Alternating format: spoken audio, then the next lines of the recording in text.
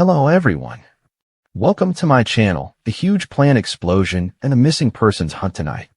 A tall cloud of smoke rose into the air during the frantic rescue operation inside a steel mill following the massive blasts. 10 people were hurt, 1 person was murdered, and another went missing. What took place? And the worry about the air tonight. The deaths that took place within a Target parking lot tonight are very shocking. 3 individuals were shot and 2 automobiles were stolen in Austin, Texas, by a guy who is now in prison. Along with the amazing lightning strike seen on video, we are tracking Tropical Storm Erin to see where it is heading and if it will turn into a hurricane. Additionally, there is a flash flood alert in Wisconsin, declaring a state of emergency, seizing control of the city's police force, and deploying the National Guard where all elements of the president's D.C. takeover.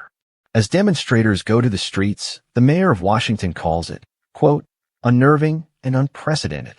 In addition, a court recently rejected the president's plea to make the transcripts of the Galilean Maxwell grand jury public. With that crucial conference in Alaska just days away, missiles hit Ukraine. Putin and Trump in person. However, is it still on course?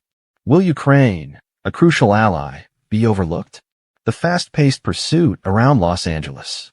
3 cars were stolen by armed carjackers, one of which was a large rig milk truck that was traveling down the street in the opposite direction. And tonight they're still out there. Also captured on video are the child, his goat, the 4th-place finish, and the moment of unadulterated happiness. You won't understand the significance of that ribbon until you meet this 5-year-old. The nightly news begins now. This is Tom Yams with NBC Nightly News. Good evening, too. Tonight's tragic explosion at a U.S. steel factory just outside of Pittsburgh is being discussed on the television. This is where you can view it. That explosive moment. The plant emitted thick, black smoke. With 1 confirmed deceased and 10 more wounded, there is now a frantic hunt for 1 individual who is still missing. Authorities are advising those within a mile to stay indoors and shut their windows. The health agency keeps an eye on any air pollution. Adrienne Broadus and her group have arrived at the Clarendon, Pennsylvania site. There is a frantic search for 1 missing employee from the steel factory tonight. Nearly a dozen individuals were hurt, according to officials, and sent to nearby hospitals. 1 individual was killed. Right now, they are concentrating all of their efforts on rescue. We're still working on the problem. Right now, our main goal is to keep looking for 1 individual who hasn't been accounted for. Crews are fighting against dense smoke clouds that are rising into the sky. A powerful explosion was heard by the caller. Following this morning's explosion at U.S. Steel Clairton Coke Works, there is black smoke in the vicinity. The reason is still being looked at by authorities. I mistook the rail cars for it. When your train backs up to the tracks, all you can hear are the trains. However, I heard sirens coming outside, and there was a lot of black smoke. This was the plant's previous appearance. According to officials, the facility that creates fuel from coal used to make steel employs close to 1,300 people. Every day, every shift, 365 days a year, safety is our first concern. We will keep working with the relatives of those impacted, as well as the people that are behind me. The community is mourning this sudden death tonight. Claren and the steel workers are both having a bad day. Regardless of whether they will return home or not, these men go to work to support their families. And Adrienne, there are worries about the quality of the air there as they aggressively search for that missing individual tonight. Yes, Tom. According to the local health agency, no amounts over federal requirements have been found by air quality sensors. However, they urge residents within a mile of the plant to not only remain indoors and close their doors, but also to configure their HVAC systems to recirculate. And Tom, use a mask if you must go outdoors. Okay, Adrienne, some excellent advice there. Thank you. Tonight, we want to go on to more breaking news from Austin, Texas, this time about 3 fatalities that occurred outside of a Target store. Priscilla Thompson is tracking it for us, and I would want to bring her in. What do we know at this hour, Priscilla? Well, Tom, a shooter opened fire in the parking lot of a Target in North Austin this afternoon, leaving 3 people dead, according to the police. A 32-year-old man has been arrested as a suspect. According to the police, this person has a criminal background and a history of mental health problems. According to the police, 3 persons had been shot when they got on the site. Among them was the driver of the car. The suspect drove away from the scene. Then, according to the police, he wrecked that car and took control of another. However, the cops were eventually able to use a taser to take him down. No news from the cops tonight on a potential motive. Tom? Okay, let's start with Priscilla Thompson. Priscilla, we are grateful. Now let's talk about the terrible weather in Wisconsin, where record rainfall and floods has prompted the extension of flood warnings. The river behind you is still rushing at Waukauwa, where Maggie Vespa is located. It's still rising, and it's still roaring, Tom. With wild summer weather raging from coast to coast and several flood warnings in the region that have been extended into Wednesday, the Fox River behind me has been creeping up here all day. Dramatic dash cam footage of a big lightning strike in South Carolina was released today. Rewatch it. According to authorities, a flame that explodes on the left seems to burn power lines on the right, cutting out electricity and causing traffic delays in Mount Pleasant. In the meanwhile, Wisconsin is in suffering after a terrifying period of floods and storms. Recent drone footage shows automobiles flooded. Debris floats past a flooded house here. A whole summer's worth of rain fell on Milwaukee in a single weekend. Boat rescues many. This video shows Jerry Bresky and his family. It wasn't until I viewed the photos that I realized how dramatic that rescue is. Well, this time, it was we who were saved. Their house flooded.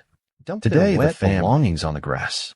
We're seeing severe devastation like this in areas where the seas have subsided. A portion of this road was just torn away by floodwaters. And it is now evident that restoration work is under progress. God, I'm so sad. Nationwide, severe weather is raging. On Saturday, strong gusts in Nebraska tore off the top of this jail. According to authorities, a lady died in the storm. While 29 million Americans are on heat warning, Florida's west coast is seeing severe flash floods overnight. Maine's Caribou is setting a new record.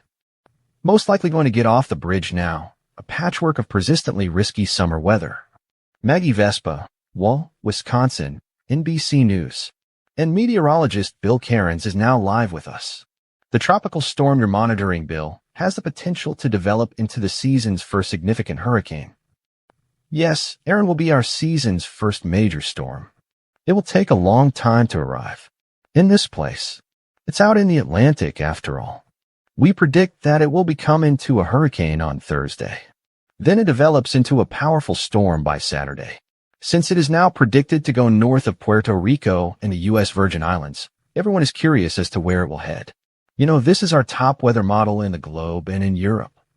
And these are all of the options. We refer to all of these purple lines as ensembles. Given that it's still 8 or 9 days away, you can kind of tell how big the cone is. However, because the East Coast is now experiencing hurricanes, be sure to have your plans ready just in case. Bill, you always provide excellent advice. We appreciate that. Now we're going to Washington. Today, President Trump federalized the city's police department, sent hundreds of National Guard soldiers to Washington, D.C., and declared a public safety emergency. Stats indicate that violent crime in Washington, D.C. is on the decline. The White House is where Gabe Gutierrez is. After crime scenes like this, there is a drastic shift in the nation's capital tonight. President Trump took over the district's police force, sent 800 National Guard members to Washington, D.C., and declared a public safety emergency. We're going to reclaim our capital on this Liberation Day in Washington, D.C. Without the consent of Congress, that federal control may continue for up to 30 days. According to the White House, the soldiers will disperse across Washington over the course of the next week in order to safeguard government property and discourage violent crime. The scenario is turning into one of utter anarchy. The police department reports that violent crime in D.C. has decreased by 26% from the previous year, despite the U.S. Attorney's Office's January crime figures indicating that violent crime was at a 30-year low. Why then do this now?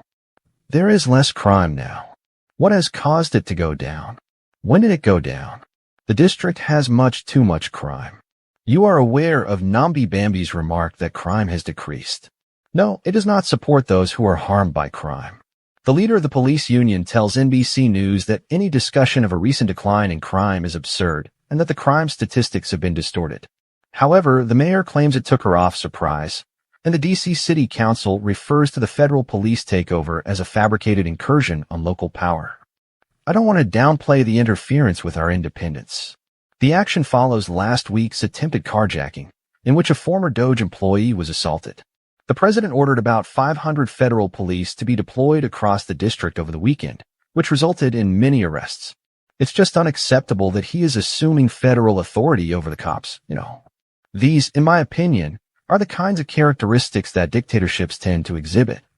Trump has already sent federal resources to cities, such as thousands of National Guard soldiers to the southern border and thousands of troops to Los Angeles last summer to put an end to immigration demonstrations. According to the president, federal action in other cities, such as Chicago and New York, may follow. This will continue, and we won't lose our cities over it. With D.C., we're off to a great start and we'll quickly clean things up. Now live from the White House, Gabe joins us. Gabe, the publication of the Epstein grand jury transcripts made headlines again today. What took place? Tom, I agree. The Justice Department's attempt to provide grand jury information in Epstein's accomplice Ghislaine Maxwell's criminal prosecution was turned down by a federal court today. According to the judge, neither Epstein nor Maxwell are named in the grand jury files as having had sex with a juvenile. Tom? Oh, good. Thank you, Gabe. More information is coming to light on Friday's crucial meeting between Russian President Vladimir Putin and President Trump in Alaska. Andrea Mitchell is seen here. President Trump claims he is meeting with Russian President Vladimir Putin to learn his desires. I'll likely know for sure if a deal can be completed in the first 2 minutes. According to sources who spoke to NBC News, the White House thought about inviting President Zelensky of Ukraine, but he was turned down. He did not participate in it. He's attended a lot of meetings, but I would think he could go. He's been there for 3.5 years, Nothing took place. Zelensky's concerned that a deal will be reached between Trump and Putin without him. Immediately after the meeting, I will call up President Zelensky and the European leaders. Additionally, Trump said that he would discuss land exchanges with Putin. The main question is how much of the area now under Russian control can be retained and how much will return to Ukraine. A sizable chunk of Ukraine is under Russian occupation. They have, in fact, taken over some quite valuable land. We will attempt to reclaim a portion of that region for Ukraine. Tonight, Sinsky said that Putin continues to attack civilian targets and views the meeting in Alaska as a personal triumph. Trump was lately enraged by Russian assaults. If you want to know the reality, Putin throws a lot of votes at us. However, he seemed irritated with Zelensky today about the battle. Although Zelensky and I get along well, I don't agree with his actions. Really disagree. There should never have been a battle like this one.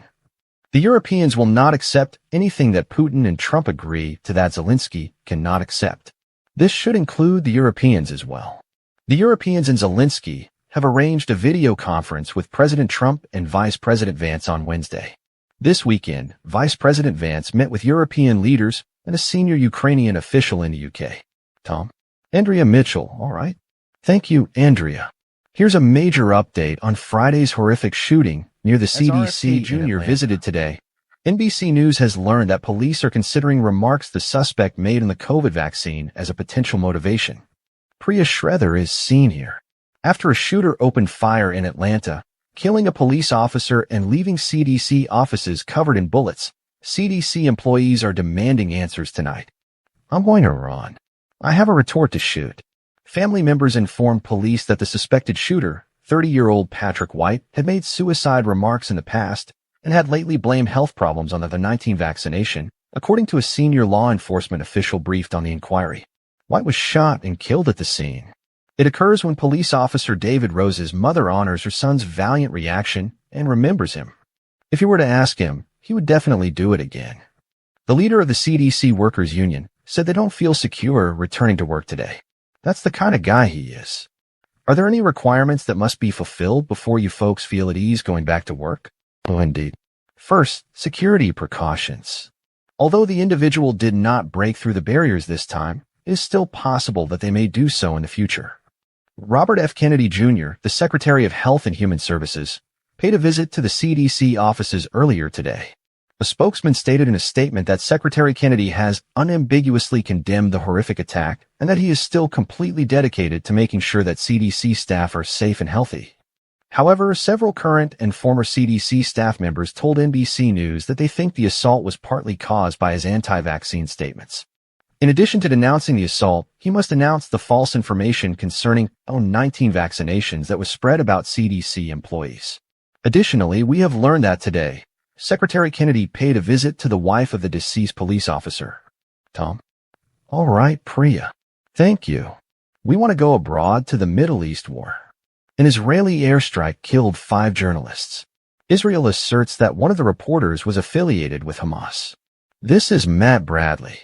Gazan journalists are burying a few of their own tonight. Al Jazeera said that 5 of its employees were murdered by Israeli strikes in a tent in Gaza City on Sunday. The attack was claimed by Israel, who accused Al Jazeera reporter Anas Sharif of being in command of a Hamas terror cell. Sharif and Al-Azhar have refuted the accusation on many occasions. According to Palestinian sources in Gaza, Israel has murdered at least 238 journalists. Prime Minister Benjamin Netanyahu, who said last night that he has no option but to complete the task and destroy Hamas, intends to intensify the combat in the Gaza Strip. Occupying Gaza is not our objective. Our objective is to rid Gaza of Hamas militants. Israeli army would enter camps containing hundreds of thousands of displaced Palestinians as part of Netanyahu's plan. Speaking to President Trump on Sunday, the Prime Minister praised him for his unwavering support. More than 100 children have died from malnutrition, according to Gaza authorities, despite 2 weeks of supplies being airdropped and trucked into the territory, with many others experiencing severe hunger. Families of Israeli captives are now worried that their loved ones may be in danger because of the violence. Your hands will be covered with blood. Netanyahu claimed last night that reports of the worsening humanitarian crisis in the Gaza Strip were overblown and disputed once again that there's hunger in the region. Tonight's guest is Israel's Tom Matt Bradley. We'll be back soon to see the crazy, fast-paced pursuit on live television. The culprits are still at large after stealing a big rig milk truck. Remain with us. Now we're back with a thrilling, fast-paced chase that took place in Los Angeles. At least 3 automobiles were carjacked, and 2 suspects are still at large. It's all happening live on television. Tonight, Camila Bernal provides us with the specifics. Rapid-fire pandemonium. People, get out of the way. In a crazy and perilous chase that lasted over an hour in Los Angeles, 2 individuals carjacked one car after another, including this semi-truck. Freeway car seats. It began just after 10 p.m. on Sunday. Beyond the city, the 2 allegedly took a Ford F-150 at gunpoint, according to the sheriff's office. As the events transpired, NBC Los Angeles provided live reportage. According to the cops, they were shot by the suspects. They traveled in the incorrect direction and made many unsuccessful attempts to switch automobiles on their journey south. Fortunately, their door was closed, but they ultimately discovered their next escape route. The motorist just ran out of fuel. "Oh my God," the driver said, "you can have it." Once again, they drove off in a milk truck. They took the incorrect route as they drove. Due to safety concerns, the California Highway Patrol is pulling back. Police are once again attempting to catch up in the downtown Los Angeles streets. They enter residential areas and take another vehicle. However, the 2 got into a black car at an underpass where several people were watching them, and ultimately managed to escape, according to the sheriff's department. Although there has been no news of an arrest, investigators claim they are still searching for the 2 suspects. Tom? All right, Camila. We return to the aircraft disaster, where everyone managed to escape unharmed despite the plane exploding into a blaze. Remain with us. Welcome back. Even if everyone managed to live, these are just the first pictures of a little aircraft that exploded in enormous flames. A tiny aircraft landed at Cowpel Airfield and collided with an empty jet. Amazingly, all 4 passengers escaped without incident. This will be looked at by the FAA. Additionally, police in Los Angeles are detaining the men they claim broke into Brad Pitt's residence tonight. According to the LAPD, they were a member of a burglary group that had been breaking into houses in the neighborhood. All right. This 5-year-old volunteered to present a goat at a livestock show when his older brother was unable to go. The outcomes are invaluable. Tonight, there's excellent news. Next is that. Tonight in Texas, there's finally good news. A touching incident this past weekend. A 5-year-old who won 4th place with his show goat. However, everyone is being won over by the boy's response. Meet 5-year-old Milo Garza, who is gazing at his yellow ribbon as we pan in on this goat performance in Kingsville, Texas. Take a look at that face. Ecstatic to have won fourth place, even giving his tiny goat, Teddy Bear, a firm hug and kiss. We needed to know this video's backstory. Milo and his mother, Elizabeth, explain the events that transpired. The Garza family as a whole turns out to be goat lovers. We walk them, feed them, and discipline them. We provide them with water. In reality, however, Milo was stepping in for his older brother. Thus, Milo's time has arrived. He was also aware that Teddy Bear was a unique goat. Milo, could you please give me one of Teddy Bear's best qualities? The legs. How are his legs?